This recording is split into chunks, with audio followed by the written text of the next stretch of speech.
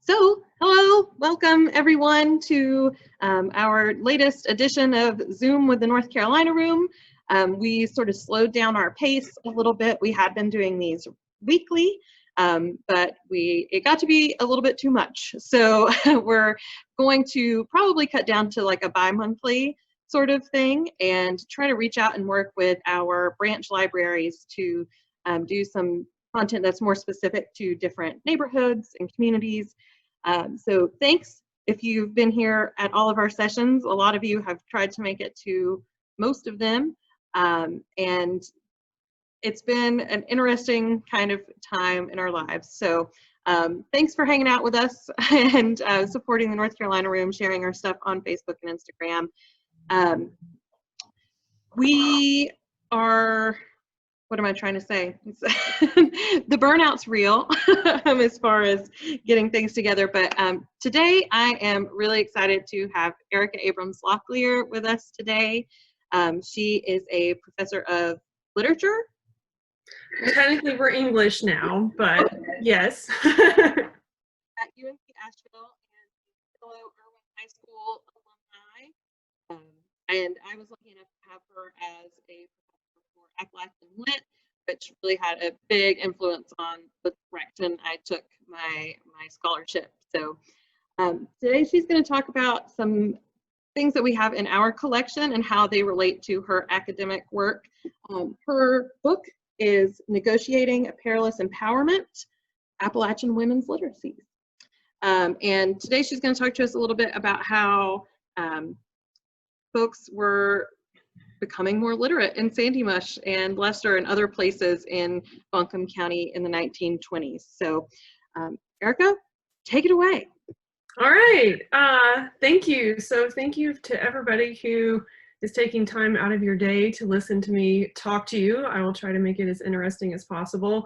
A huge thank you to Catherine in the North Carolina Room and to Sarah at the Leicester Library. Thank you for inviting me to share my work. It's always exciting when somebody knows you've written something, you know? So thank you for giving me a chance to talk about it. So yes, the work that I'll talk about today is from my first book project.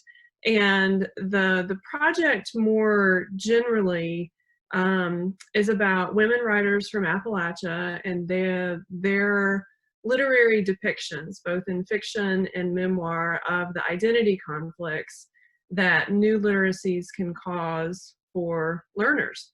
In more accessible, less academic speak, it's how writers depict the admonition that can be pretty common in mountain families and communities not to get above your raising. So, i.e., great that you want to expand your horizons and go to school, maybe at home, maybe somewhere else, but don't come back thinking that you know more than the family and the community that raised you and that loved you. So that was sort of the driving impetus for the book. And the majority of the book looks at those fictional representations and also a memoir, but there are tons of real life examples, both for Appalachia and plenty of other communities too. This is not exclusive to the Appalachian region by any means.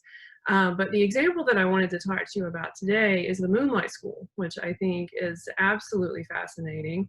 And my idea, and I hope this works okay, is to start kind of big and talk about what Moonlight Schools were, how they started, where they were, and then kind of work my way down to more specific granular examples, most specifically the Moonlight School work that happened in the Big Sandy Mush community here in Buncombe County. And it's deeply personal and meaningful to me, so it's exciting to get to talk about that too.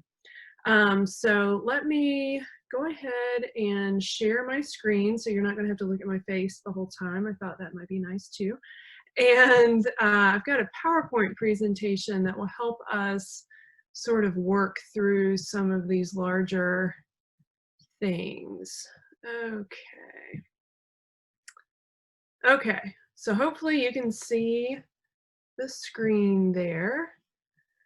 And yeah, Moonlight Schools. Okay, so first I should tell you how and when I learned about this. I had never heard of Moonlight Schools until I think 2001 or 2002.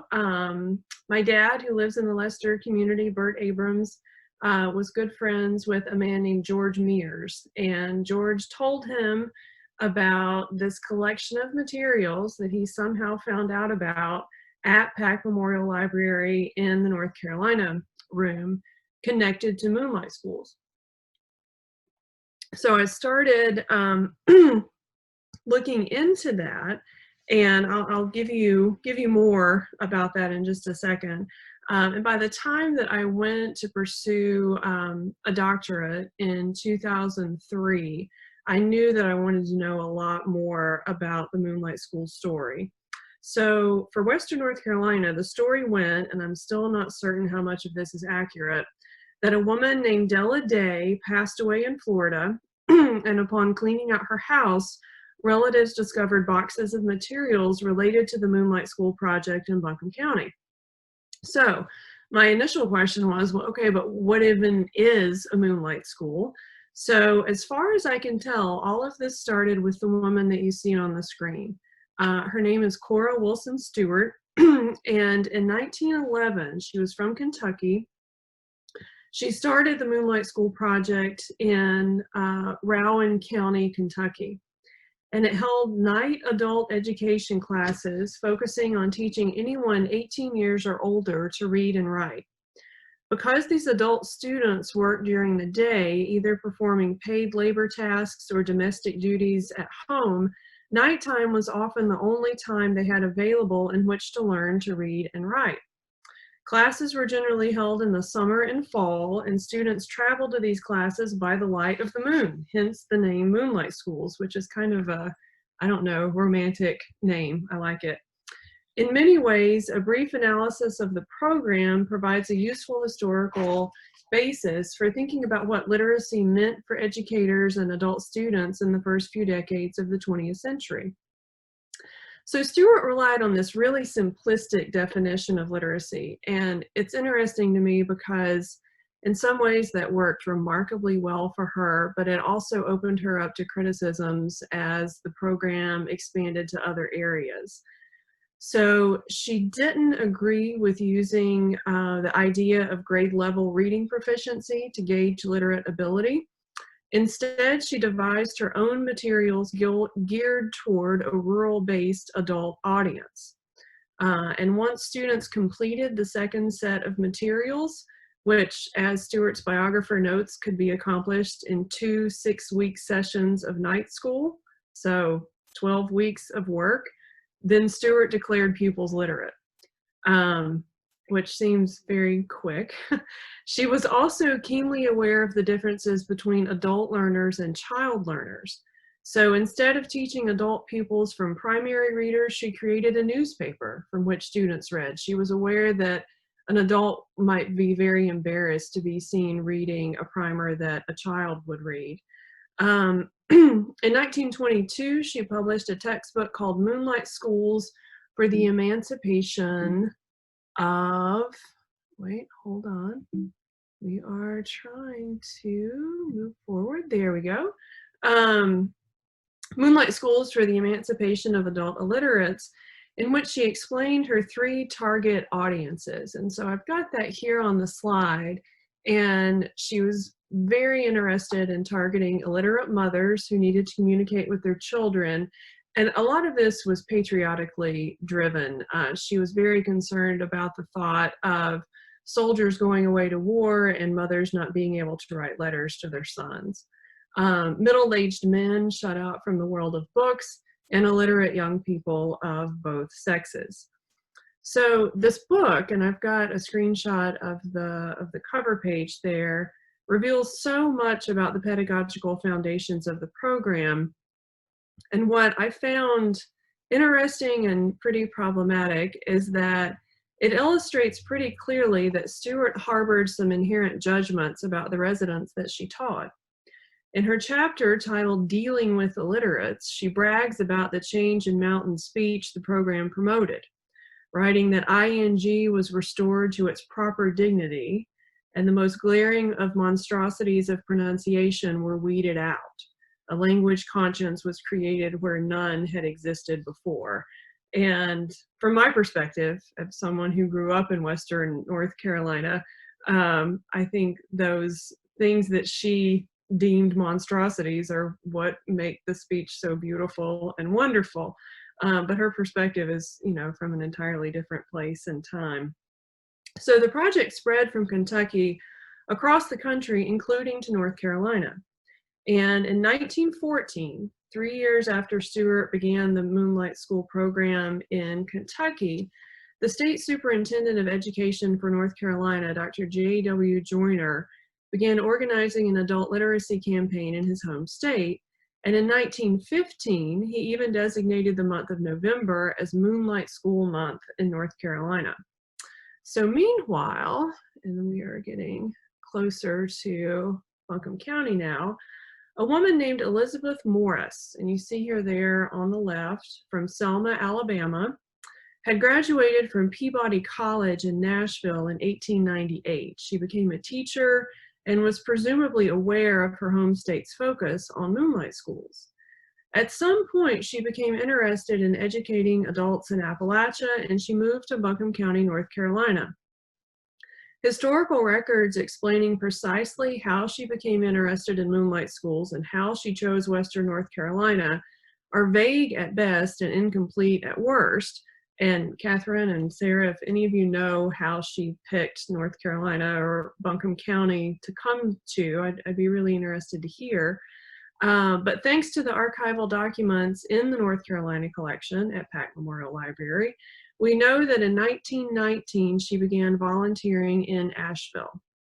By 1920, she was the chairperson of adult illiteracy in the State Federation of Women's Clubs, and she became the director of adult education in Buncombe County.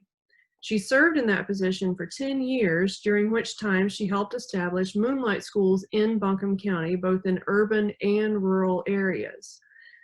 By 1922, she had 4 assistants: Miss Ethel Ray, Miss Eva Edgerton, Penland, Miss Maud Worley, and Miss J.M. Della Day. And you can see Della Day's photograph there on the right. And she is the woman I'll talk the most about. She's the one who went to the big Sandy Mush community. So Day kept a scrapbook of photographs, letters, and newspaper articles related to her moonlight school experiences. And on the first page of the scrapbook, she posted this cartoon image that indicates the level of public attention focused on eradicating illiteracy for American citizens during this time. And this is just the most fascinating image to me. You've got Uncle Sam right here. I mean, somebody who looks like Uncle Sam to me. And he's saying, "Come in, I have neglected you." And then you've got this sign over here, teaching of illiterate adults, reading, writing, arithmetic. And then here we've got this poor little dog that says wretchedness, and this doll that says inefficiency, and then this giant man who you could say is dressed to some extent in the clothes of the hillbilly. At least you've got the toes showing through here. And it says illiteracy across his chest. The cartoon artist, makes the point pretty clear. And not only does this cartoon capitalize on stereotypes of poor citizens with patches on their clothes and inadequate shoes, but it also reflects the connections between literacy and citizenship that Stewart referenced in her book about the Moonlight School project. The effort to increase literacy rates was such a fundamental core principle for progressive era initiatives, and that was deeply tied with patriotic ideals. You couldn't be an ideal American citizen until you learned how to read and write, according to that thinking. So here's perhaps even a more telling image. This is also by Billy Bourne, and this appeared in the July 1st, 1927 edition of Asheville Citizen Times. Here he depicts a man and a woman using a rope labeled Buncombe County Adult Schools to climb out of the fog of illiteracy towards a better existence, which he draws as the sun shining its knowledge on these mountain folk. Lest viewers misunderstand the identity of these climbers, Bourne attaches a tag to the back of the man's shirt that reads, "Illiterate Mountain Folks," and he blocks the woman's face from view with a traditional bonnet. Of course, the man is also pictured first in the climb up. This kind of demeaning characterization of adult learners, particularly Appalachian ones, was not uncommon during this time, even though Morris and other educators appeared to have good intentions. So from what I can tell, each of Morris's assistants was assigned a different section of Buncombe County. Ethel Ray was in charge of what became known as the Americanization Project, and many of her students were recent immigrants to the United States. She photographed many of her students, and these are some really interesting pictures. So much of this is available online if you're not yet able to go to the library. So here, for example, on the left is a 1925 photograph of a man named Joe. I'm not sure how to pronounce his last name. I think it might be Palguda or Palgutta. He was from Czechoslovakia. And another one of George Halalis with his nephew, both of whom were from Greece. The Vanderbilt family was also involved in supporting the Moonlight School project in Buncombe County. And on June 24th, 1923, a commencement ceremony was held for graduates of the program at the Biltmore Estate, and what was and still is America's largest privately owned home. Edith Vanderbilt presided over the affair. This picture I love. She looks so regal. And as seen in this photograph taken of her on that day, posters were displayed with large captions that read "Undelivered," under which a Bible was pictured with a tag that read, "To the nations of the world." And you can see that right here. And then I always wondered what the rest of this poster says. What we can see, it says it can be delivered in hundreds of something to millions of people if paid for. And then, I don't know, I'm assuming it says something like "by you."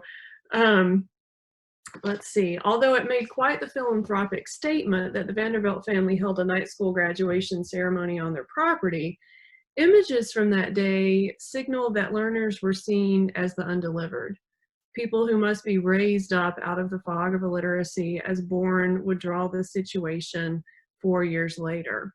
So this image always just stops me in my tracks. As part of the ceremony, students participated in a poster contest, and the winner, seen here, won by creating a poster that admonished viewers to take a full bath more than once a week. And I don't know how much you can see on your screen, but the text is right there. And then there's a baby in a tub, and then there are these pictures of really clean children in the corners. So the fact that Western North Carolina adults had learned to read and write certainly deserved celebration, and the commencement ceremony provided just that. And it even made logical sense for organizers to create competitions in which learners could compete to show the depth of knowledge that they had learned. But as this photograph illustrates, learners were cast as previously ignorant of things like personal hygiene. I don't know about you, but I suspect this man already knew how to take a bath before he started the Moonlight School. As Stewart explains in her book, and as Morris includes in the textbook she eventually wrote for use in the program, cleanliness was a frequent topic of instruction. Photographing a grown man holding a poster with instructions like these, in my opinion, contradicts the educator's claim that they treated learners with respect and dignity. So one of the questions that drives my book asks, how did this man feel about being photographed with this poster? And we don't know. Maybe he was proud. Maybe he was ashamed. Can we assume he already knew how to do this? So we can't know, but those are some of the kind of fundamental things that I was trying to imagine and trying to think about. So it's also worth noting that this ceremony celebrated the achievements of urban Western North Carolina residents, since the first big push into rural areas did not occur until early July of that same year. So adult students from all across the county attended this ceremony. And if you look at the original newspaper clipping that's in the North Carolina room, this is one of those big newspaper clippings. It takes up a lot of space in the scrapbook. And it's just the coolest image because you've got all these people, obviously in their Sunday best, I mean, really dressed up, holding up signs of communities, some of which we recognize today and some of which we don't. So you've got West Asheville over here, Barnardsville, Hillcrest, Oakley, North Asheville, Biltmore Dairy, Fairview, and then some other areas that are not typically part of the vernacular now, like Casket Plant and Americanization and Railroad. I thought that was just really interesting. So even a quick glance at this particular image overturns stereotypical images of poor, barefoot, ignorant hillbillies. These people are clearly dressed up. And what's interesting to me is that this happened June 24th, 1923. And very soon after this, Morris extended her programs to rural locations. And perhaps one of the most successful Moonlight School endeavors in Western North Carolina took place in the Big Sandy Mush community, which, if you're not familiar, is about 20 miles northwest of Asheville. So like with the Moonlight Schools in urban areas, newspaper articles praise the interest and support local residents had in the program. There are article titles in some of the materials like "Much Interest in Sandy Mush." And according to information Day kept in her scrapbook, as many as 75 people attended the first session at Liberty Hill School on July 3rd, 1923, and over 50 people came to the initial session at Chestnut Grove. Day collected numerous photographs of Sandy Mush residents as well as letters from those students. And here you can see her pictured standing behind Sandy Mush resident Obadiah Surratt and his wife.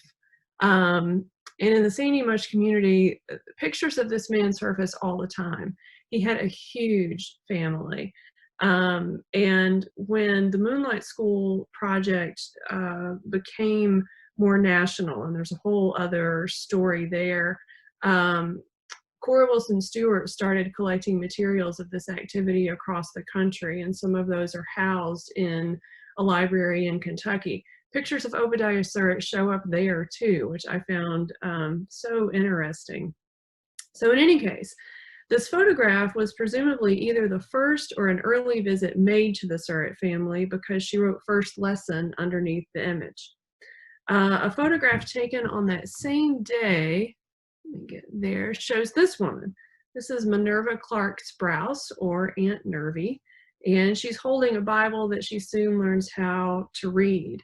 And this was a really common way to photograph participants of the Moonlight School program, not just in North Carolina, but across the country. It was meant to be this really wonderful, remarkable thing that people could now read and interpret scripture for themselves. So these images stand in stark contrast to the photograph of the graduates at the commencement ceremony at the Biltmore Estate, but they also subvert local color notions of barefoot, benighted hillbillies who have no desire to learn.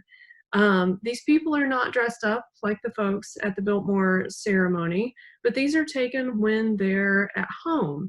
And as you'll see here, they are dressed in clean clothes. Her hair is fixed nicely. She has on shoes. And it might sound crazy to think that someone who was trying to raise money for progressive era efforts might ask someone to remove their shoes. But notes for some of those meetings indicate that actually that did happen in a few incidents. And so, yeah, I just think images like this are really important. So let's see where we're going now. Yes, all right. Well, I actually wanted to read you that quote. In 1928, there was a missionary supporter who commented that perhaps in real life, Lizzie Ann, this presumably hypothetical person, is no longer barefoot, but if we show a picture of Lizzie Ann wearing shoes and stockings, it is doubtful whether she will appeal so greatly to the hearts of those whose gift the work depends.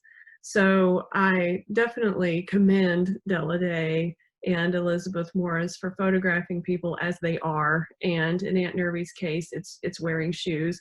and that's good.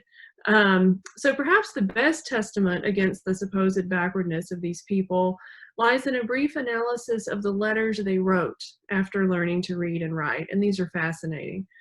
Della kept many of the letters students wrote to her after they learned to read and write, and taken in their totality, they clearly illustrate how thankful participants were to learn these skills, and most inquire as to whether Day will continue her teaching in their communities.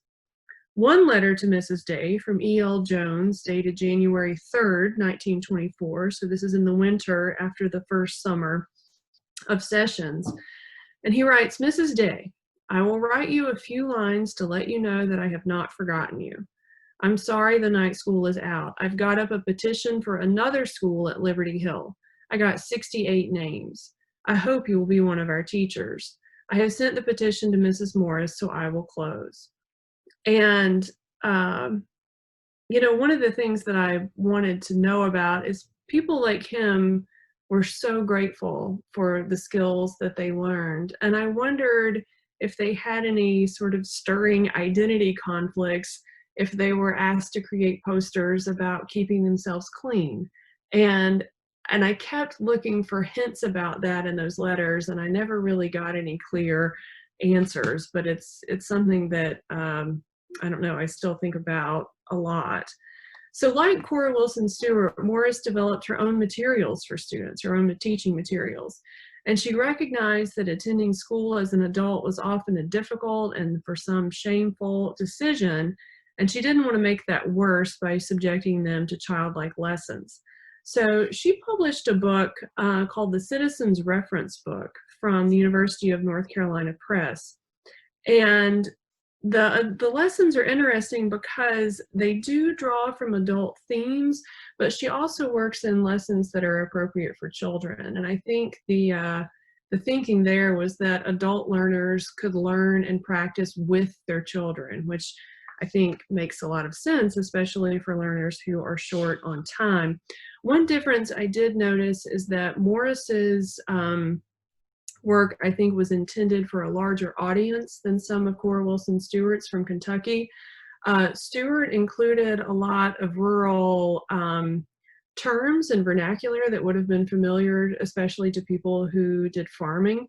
Morris doesn't do as much of that. So there aren't references, for example, to tobacco or molasses or anything like that. I think she was envisioning I don't know, a more mainstream audience, for lack of a better term. But we do find lessons with a clear nationalistic agenda, which is really not surprising. Volume 2 has an overt focus on the ideal American citizen, and that's a pretty common thing during this era. And one image that I wanted to show you that always really stood out to me is this one. And this is in the Citizens Reference Book. It's from 1927. And as you see here, there's a picture, and the caption for the drawing says "a community party." And students were instructed to write a letter addressed to a friend inviting her or him to a community party. And if you look at this, you'll see that the illustration depicts streamers, Chinese lanterns, formally dressed attendees, and slices of fancy cake. This little girl's even got like a little bob going on, and certainly she does. That's like the flapper hairdo. And although it appears that the Sandy Mush residents pictured in Della Day's scrapbook lived reasonably comfortably, I also think it's pretty safe to assume they didn't have streamers and Chinese lanterns in their house. And I tried to research this a little bit to figure out why this image looked like it did. And there's a historian, Kristen Hoganson, who explains that a quote, the term used during the time, Orientalist craze did sweep through the nation from the 1870s until the turn of the century. But it seems really unlikely to me that Sandy Mush residents would have spent hard-earned savings on such items.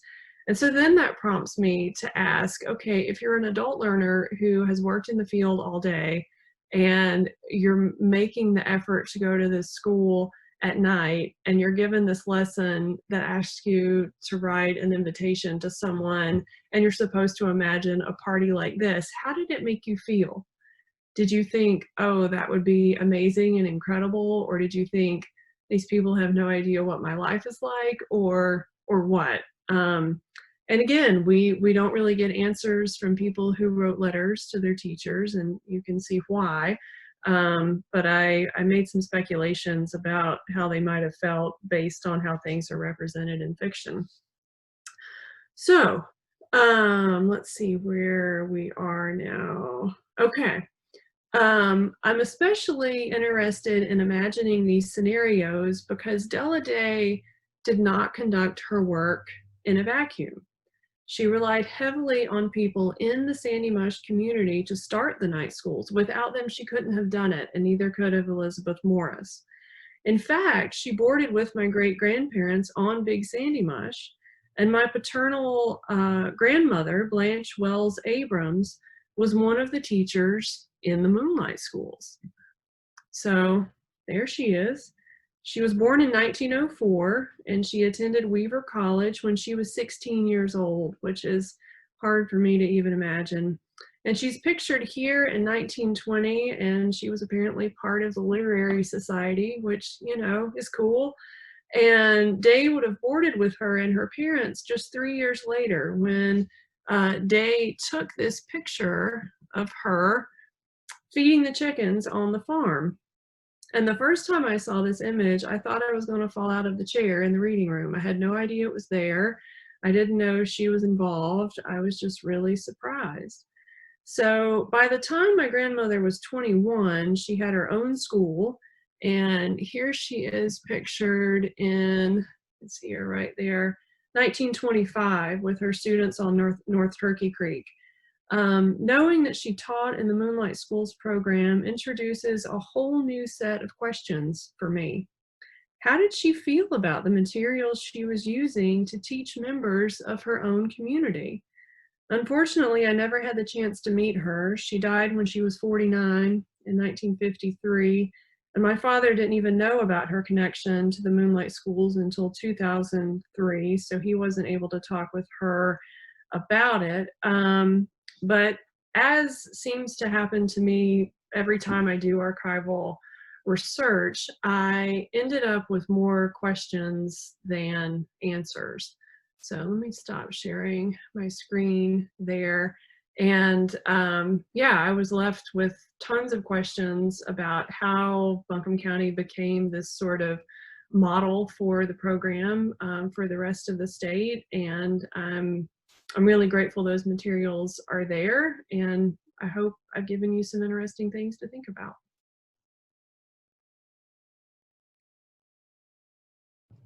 There we go. Thank you so much. I love that. Was one of the favorite pictures in our entire collection is the one of Blanche and her chickens. It's just like it's just a really wonderful photograph.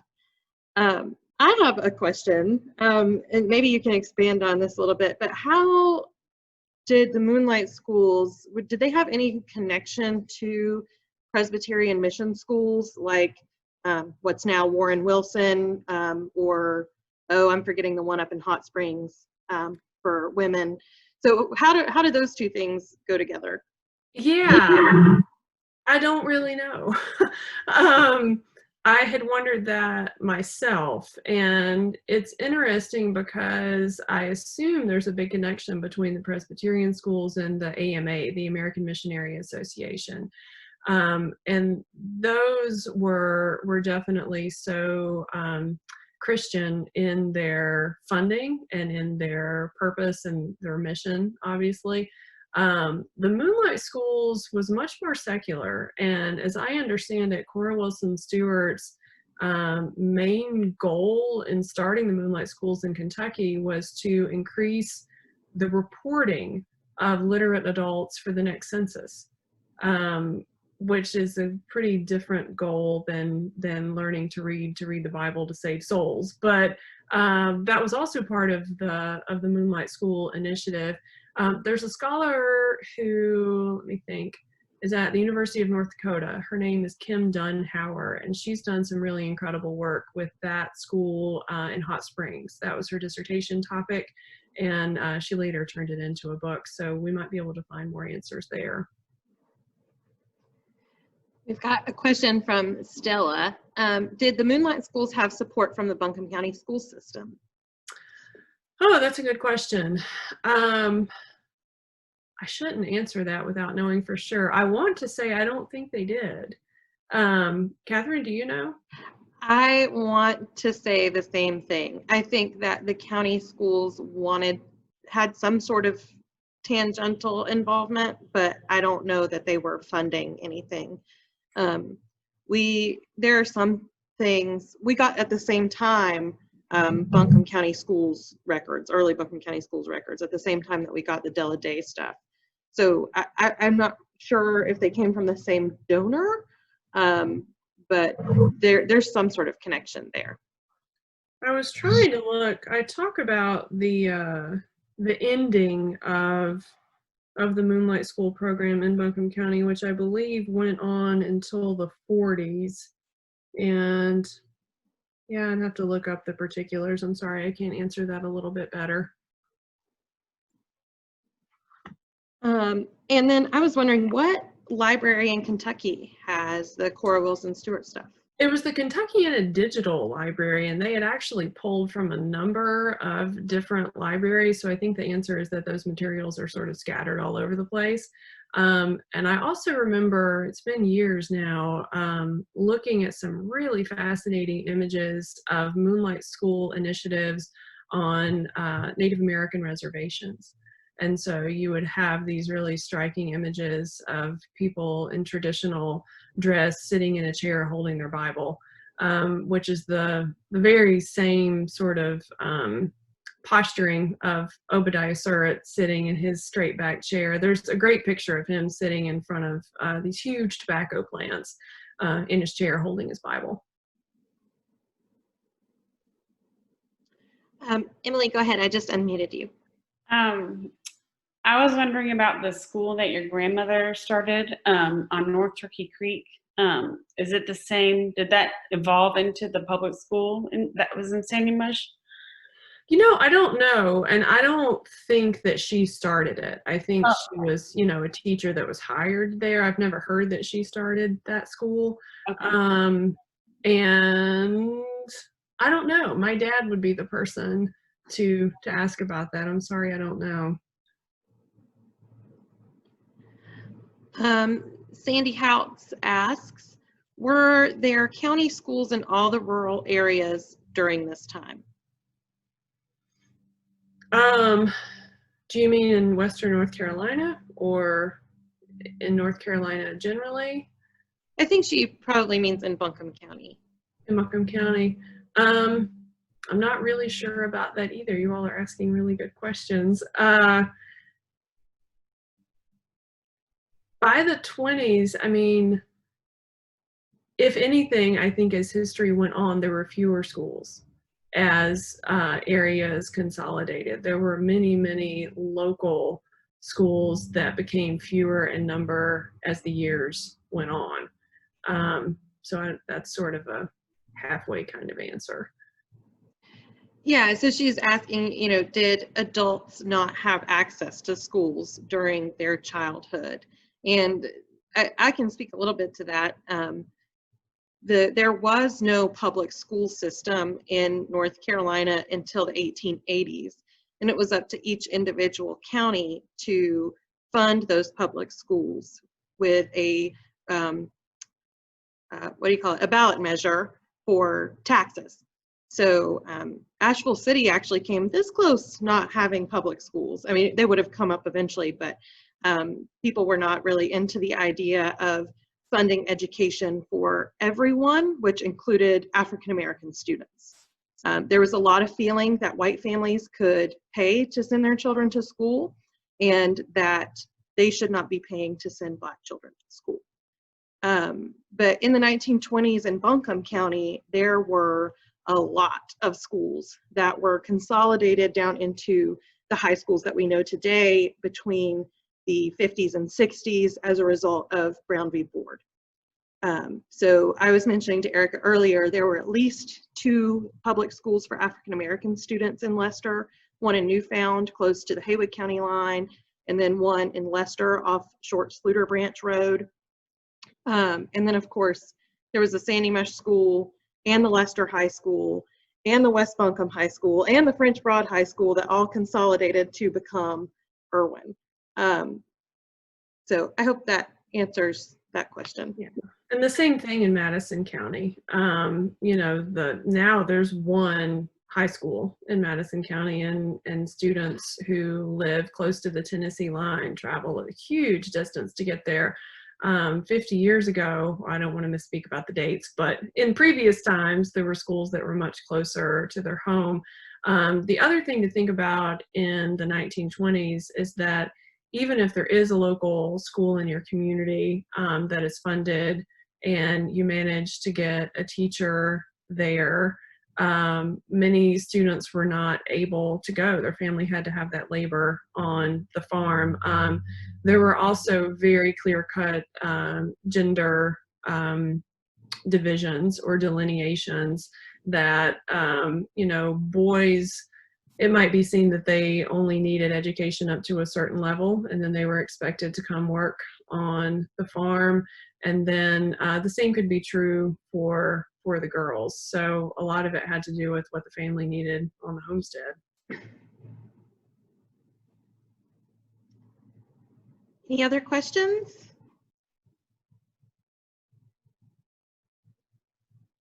Wait just a second in case you're actively typing your question. I was going to say hi to Danny. I see a former student. Yeah. Awesome. Well, thank you so much, Erica, and everybody for coming today. If you hopped in late or you want to share this with your friends and family and other interested parties, you can hop on the North Carolina Room YouTube page this evening, and it should be up by about 5 o'clock today. This is a collaboration with the Leicester Library, so I want to shout out to Sarah. Sarah, do you have any words? I will say thank you so much, Erica. This was wonderful.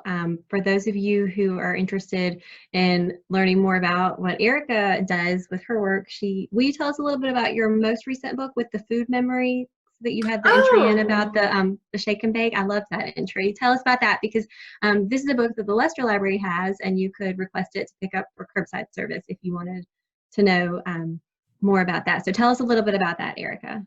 Okay, thanks, Sarah. Yeah, cool. So there's a collection called The Food We Eat, The Stories We Tell, and it was just published this fall by Ohio University Press. It's in the New Approaches to Appalachian Studies series, and the editors are Elizabeth Englehart and Laura Smith. So I did not write the whole book by any stretch. I didn't even edit the book, but I have an essay in the book. And it's called Setting Tobacco Banquet Style. And it's about food waste in Appalachia and what's considered real and authentic and what's not. And it was really my first attempt to try to blend creative nonfiction with scholarship. So I opened the essay by talking about setting tobacco on my grandmother's farm on South Turkey Creek, and the lunch that she would serve, which was always fried chicken. But by the time I was helping her, she wasn't physically able to kill a chicken or even fry a chicken that she bought at the grocery store. So it was always frozen banquet fried chicken. And I had a lot of fun writing that essay, and the essays in that collection are really cool. I'm also working on a book that is due pretty soon. It's called Appalachia on the Table, and it's about representations of food in Appalachia and how they've shaped national perceptions of the region. And it starts with local color and travel writing from the 1800s and then moves up to the contemporary moment. And I think I'm going to have some really interesting things to write about in the intro with the changes in the restaurant scene because of the pandemic. I think about that every day, that introduction is going to be very different now than it would have been 6 months ago. Thank you. Thank you, everybody, again for coming. We don't have another Zoom with the NC room scheduled yet, but pay attention to our social media, and we will be scheduling one soon. But in the meantime, today was supposed to be one of our strolling through history days, and we were not able to do that for all of the reasons. So hopefully you can check out our, what I've redubbed scrolling through history virtual tours. They are up on Facebook, and you can see there's an event that I've created called Scrolling Through History, and so they're both there. You can use your phone and do a real virtual tour without a tour guide in downtown, just follow safety precautions, and or you can just sit at home in your pajamas and scroll through history. There's a tour about Haywood Street and about Battery Hill, and always keep in mind that we are still here answering reference questions and doing our best to help researchers while we are closed. So get in touch with us at pacnc@buncombecounty.org. Thanks so much, everybody. Have a great afternoon. Thank you. Bye. Bye.